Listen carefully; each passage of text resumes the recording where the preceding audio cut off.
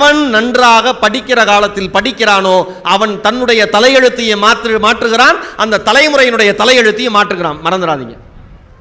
இங்க இருக்கிற பெற்றோர்கள் ஒரே ஒரு விஷயம் நல்லா புரிஞ்சுங்க. அத்தனை பேருமே கஷ்டப்படாம பிள்ளைய வளர்க்கணும்னு நினைக்காதீங்க. நீங்க என்ன கஷ்டப்படுறீங்க அப்படிங்கிறது குழந்தைங்கள்ட்ட சொல்லுங்க. ஒரு ரூபாய்க்கு அப்பா எவ்வளவு கஷ்டப்பட்டு உழைக்கிறாருங்கிறது உங்க பையனுக்கோ பொண்ணுக்கோ தெரியட்டும். ரொம்ப எளிமையா வந்து உங்ககிட்ட 50 ரூபாய் 100 ரூபாய் 150 ரூபாய் 200 ரூபாய் வாங்கிட்டு போயிடுறாங்கல்ல. வட்டிக்கு கடன் வாங்கிட்டு வட்டிக்கு விட்ட ஆள் ஒவ்வொரு தடவையும் வீட்டு வாசல் வந்து நிற்கிறப்ப எவ்வளோ அவமானத்தில் தலை குனிகிறீங்க. அதெல்லாம் உங்கள் மகனுக்கும் மகளுக்கும் சொல்லி வளருங்க. ஐயோ நான் பட்ட கஷ்டம் என் புள்ள படக்கூடாது, நான் பட்ட கஷ்டம் என் புள்ள படக்கூடாது. உண்மை, நீங்கள் பட்ட கஷ்டம் உங்கள் குழந்தைங்க படக்கூடாது. ஆனால் நீங்கள் படுற கஷ்டம் தெரியாமல் குழந்தைங்களை வளர்க்கவே கூடாது. மறந்துடாதீங்க. இன்னைக்கு இருக்கிற நிறைய பெற்றோர்கள் பண்ணுற தவறு, பெரும்பான்மையான பெற்றோர்கள் பண்ணுற தவறு 90% கூட சொல்லுவேன். அதில் வந்து பொருளாதாரத்தில் வித்தியாசமே இல்லை. ரொம்ப சாதாரணமான ஒரு குடும்பத்திலிருந்து ஒரு பையன் டெய்லி காரில் வந்துட்டு போகிறான்னா அவன் குடும்பம் வரைக்கும் அத்தனை பேரும் ஒரே மென்டாலிட்டியில் இருக்கீங்க பெற்றோர்களில். என்ன மென்டாலிட்டி அப்படின்னா, என் பையன் படித்தா போதும், என் பொண்ணு படித்தா போதும், அதுக்கு நான் உயிரை அடமான வச்சாவது படிக்க வைப்பேன். இந்த டயலாக்கே வேண்டாம். உங்கள் பையனை நல்லா படிக்க வைங்க, இவங்களே சலுகைகள் தராங்க. அப்புறம் என்ன?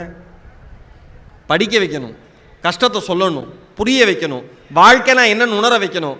அண்மையில் ஒரு செய்தி உங்களுக்குலாம் தெரியுமான்னு தெரில. இப்போ வந்து ட்ரெண்டு நிறைய மாறிக்கிட்டே இருக்குது இல்லையா? முதல்ல வந்து வீட்டில் சாப்பிட்டோம், வீட்டில் சாப்பிட்டது பிடிக்கலன்னு மெல்ல மெல்ல சின்ன சின்ன உணவுகளாக வந்து ஹோட்டலாக மாறிச்சு. ஹோட்டலுக்கு வந்து இப்போலாம் போய் வண்டியை நிறுத்தி சாப்பிட்டுட்டு வர முடியல, டைம் வேஸ்ட் ஆகுது. ஏன்னா எல்லாருமே கலெக்டர் வேலை தான் பார்க்குறான் நம்ம ஊரில். யாரும் சும்மா இல்லை, அத்தனை பேரும் பிஸியாக இருக்கான். ஒரு நிமிஷம் அப்படியே போய் மெயின் ரோட்டில் நின்று பாருங்கள், அவ்வளோ வேகமாக போகிறான் வரான், எங்கே போகிறான் எங்கே வரான்னு தெரில. சில பேர்லாம் 2 வீலரில் சில பசங்களாம் போகிறானுங்க சென்னையில். பார்க்குறப்ப எனக்கு பயமாக இருக்குது. அவன் நல்லா நிம்மதியாக வீட்டுக்கு போய் சேரணும்னு நான் வேண்டிக்கிறேன். அவ்வளோ வேகமாக போகிறான். எனக்கு ஒரு நாள் ஆசை, அவன் பின்னாடியே வேகமாக போய் எங்கே போகிறான்னு பார்க்கணுன்னு. சில பேர் ஆம்புலன்ஸ் வந்தால் பின்னாடி வேகமாக வருவான். ஆம்புலன்ஸே வந்து யாரையாவது உயிரை காப்பாற்றுறதுக்காக அந்த சைரன் சவுண்ட் போட்டுட்டு வேகமாக போகுது. இவனுக்கு என்னன்னா, ஆம்புலன்ஸ் பின்னாடியே போனோம்னா சீக்கிரம் போயிடலாம்.